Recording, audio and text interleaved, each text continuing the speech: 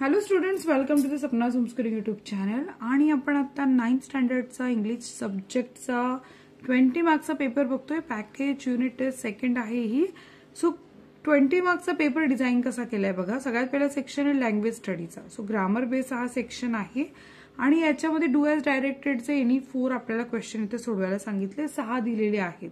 So प्रत्येकी 1-1 mark दिलेला आहे त्यासाठी. सो या क्वेश्चन पेपरला आपण पूर्णपणे सोडूयात. सगळ्यात पहिला क्वेश्चन आहे फ्रेंडशिप. त्यामध्ये डी मिसिंग आहे, इंजिनियर मध्ये एन मिसिंग आहे. Put the words in alphabetical order. ते तुम्हाला माहितीच आहे की फील्ड, बॅटल, शिप्स, एरोजचं होतं एरोज, बॅटल, फील्ड्स आणि शिप्स. ज्यांना माहित नाही त्यांना सांगते एबीसीडीचा जो क्रम असतो त्याप्रमाणे वर्ड्स लिहायचे. खूप सोपं आहे मार्क मिळवायला. थर्ड आहे पंक्च्युएट द फॉलोइंग सेंटेन्स. याच्यामध्ये काय करायचंय. सो पंक्च्युएशन मार्क्स देताना खूप सोपं आहे. सुरुवातीला कॅपिटलनं सुरुवात करायची. आता हा क्वेश्चनच असल्यामुळे ते क्वेश्चन वाटलं आहे. But why did the Greeks make such a huge horse. आता ग्रीक हा वर्डला जी कॅपिटल येणं गरजेचं आहे. ग्रीक हे देशाचं नाव आहे. So some of the Trojans asked. तो इथं फुल स्टॉप देणं गरजेचं आहे. सो आपण इथे फुल स्टॉप दिला इथे. आता मेक 4 वर्ड्स. इथे 3 लेटर्स इच्या. म्हणजे काय करा 3 अल्फाबेट असले पाहिजे. व्हेजिटेबल पासून गेट, एपल, गेट आणि बेट होतं. सो गेट आणि हे गेट वेगळं आहे बरं का. Write the following web diagram. Adjective लिहायचे सोल्जरचे. तर कोणते कोणते स्ट्रॉंग विशेषण ना. रॉयल, करेजियस आणि ब्रेव्ह अशा प्रकारे इथे विशेषण होतात यांची.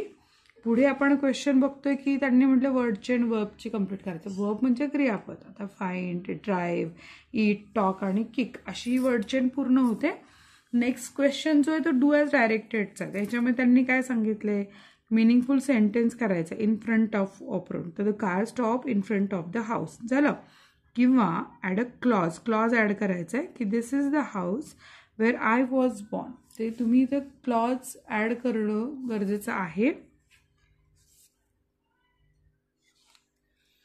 Add a prefix or suffix to make new words. इथं कम्प्लीट. कम्प्लीटचं इनकम्प्लीट होतं. लकीचा अनलकी. आता बघा प्रिफिक्स आणि सफिक्समध्ये पी पहिला येतो की नाही अल्फाबेटमध्ये. पी प्रिफिक्स म्हणजे पुढे आपण जे शब्द लावतो ते. आणि सफिक्स म्हणजे मागे जे शब्द लावतो ते. ओके. सो इनकम्प्लीट आणि अनलकी दोन्ही प्रिफिक्स आहेत. किंवा make a meaningful sentence using any one of the following words. Complete किंवा लकी आपण काय करायचं वाक्य तयार करायचंय. जसं की I was able to complete my homework किंवा I am a lucky person. छोटी छोटी वाक्य करायची. काही टेन्शन घेऊ नका. खूप सोपं आहे पेपर सोडवणं. Read the following passage. आता हा पॅसेज नीट वाचायचा आहे बरं का. मी तुम्हाला वाचायला देते पॅसेज. अख्खा मी आता इथे वाचत बसणार नाहीये. तुम्ही वाचायचं आहे. वाचला पॅसेज. ओके. याच्यावर आधारित प्रश्नांची उत्तर बघा. फटाफट बघा. मी लिहून ठेवलेली आहेत. हां, तुम्ही शिक्षक असाल तर विद्यार्थ्यांना सांगा. विद्यार्थीच बघत असेल तर लक्ष देऊन बघा. ही उत्तरं सोडवायची ना. पॅसेज वाचायचा. पॅसेज वाचला की यातनं फटाफट उत्तर लिहून काढायची. काहीच अवघड नाहीये. पुढचा जो प्रश्न आहे आपला तो पुढे पॅसेजचा काही पार्ट आहे बरं का. आपण बघून घ्याल जरा एकदा. सो आता इथे काय करायचं आपल्याला. Nature has endowed man with 2 ears 1 mouth. उत्तर तर आपल्या पॅसेजमध्येच आहे. त्यामुळे ते मार्क तर मिळवणं अगदीच सोपं आहे. आणि इथे मॅच. आता कॉलम्स मॅच करायचे बरं का. हे सुद्धा पॅसेजवरूनच आपल्याला 2 मार्क आहेत. इथे बघा हे आपण मॅच केलेत. आणि आयडेंटिफाय द टेन्स. आता टेन्स हा ग्रामरचा क्वेश्चन. इथे आपल्याला समजून घ्यायला पाहिजे की टेन्स कोणता आहे. आता इथे funnels open all the time. तर एक लक्षात घ्या इथे कुठे वॉज, वेअर किंवा क्रियापदाला ईडी प्रत्यय नाहीये. सिम्पल प्रेझेंट टेन्स म्हणजे साध्या वर्तमान काळाचं हे वाक्य आहे. आता पुढे जे आहे ग्रामरचं क्वेश्चन. नेक्स्ट क्वेश्चन काय. Rewrite the sentence by choosing the correct alternative. My sister is taller. इथे का म्हटलंय टॉलर. तुम्ही म्हणाल टॉल सुद्धा चालू शकतं ना. पण जेव्हा तुलना येते ना तेव्हा इथे आपण कम्पॅरेटिव्ह डिग्री लागते. आणि त्यामुळे टॉलर लिहिणं गरजेचं आहे. कारण इथे तुलना केली, कम्पॅरिझन केलंय म्हणून आपण इथे टॉलर लिहिलंय. Do you have argument with your friends. तुमच्या मित्रांवर तुमचा काही वादविवाद होतात का. किंवा व्हॉट आर द आर्ग्युमेंट्स. तर ह्या प्रकारची जेव्हा तुम्ही उत्तर लिहिताना तुम्हाला पूर्ण स्वातंत्र्य असतं लिहिण्याचं. तुम्हाला मार्क हमखास मिळणार आहे. बिंदास लिहा. Yes I sometimes have arguments with my friend. The arguments are usually about game to play or who wins during match. आता बी सेक्शन आहे तो पोएट्रीचा आहे. सो ही तुमची पोएम आहे. आणि या पोएमचं नाव मला कोण सांगेल बरं. बघू कोणाला इथे पटकन सांगता.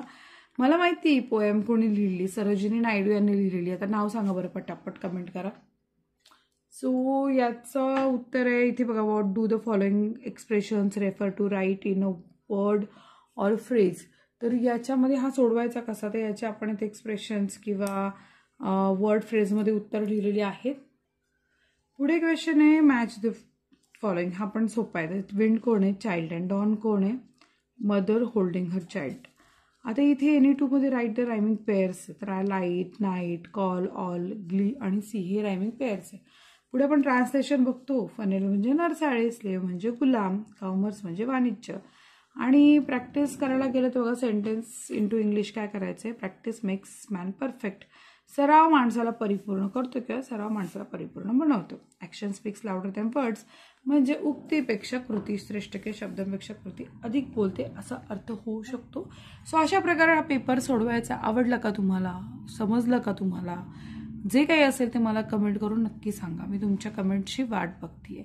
आणि व्हिडिओ आवडत असतील तर नक्की चॅनलला सबस्क्राईब करा